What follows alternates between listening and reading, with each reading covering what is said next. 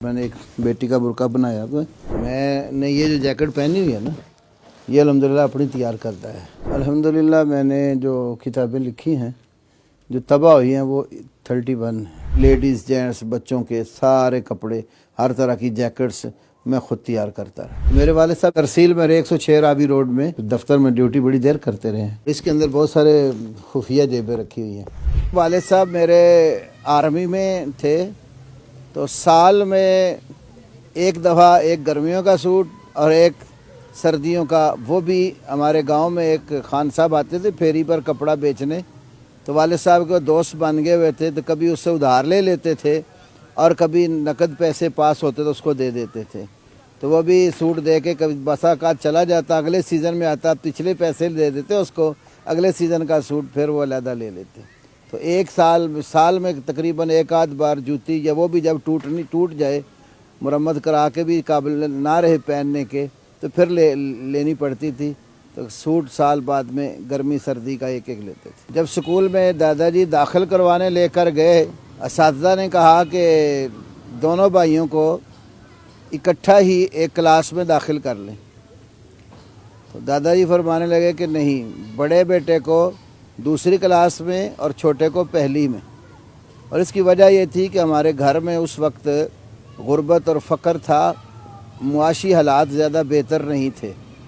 तो दादाजी ये चाहते थे कि दूसरी क्लास में जब बेटा पढ़ के आगे तीसरी में जाएगा तो इसकी किताबें जो हैं वो पीछे आने वाला बेटा वो ले लेगा।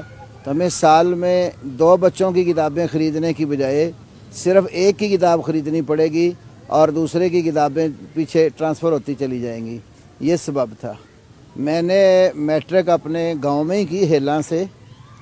पहली क्लास से लेकर जो मैट्रिक तक सारी तालीम स्कूल की अपने गांव में ही की। प्राइमरी स्कूल हमारा गांव से बाहर था और हाई स्कूल गांव के अंदर था। तो 1984 में अल्हम्दुलिल्लाह मैंने मैट्रिक पास किया है और पहले क्लास से लेकर मैं 10वीं तक हर साल अपनी क्लास में फ़र्स्ट आता रहा हूँ।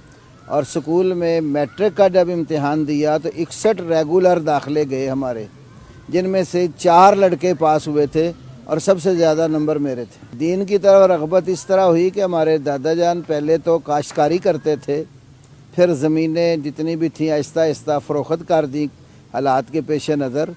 तो हमारे गांव में मस्जिद थी, काजियाँ वाली मशहूर है, तो दादाजी हमारे वहाँ फिर इमामत करवाने लग गए, क्योंकि उस दौर में वो स्कूल की 2 क्लासें पढ़े हुए थे और कुरान पाक की कुछ सूरतें याद थीं। तो गांव वाले अक्सर हिसाब किताब भी शादी ब्याह वगैरह का उन्हीं से करवाते थे।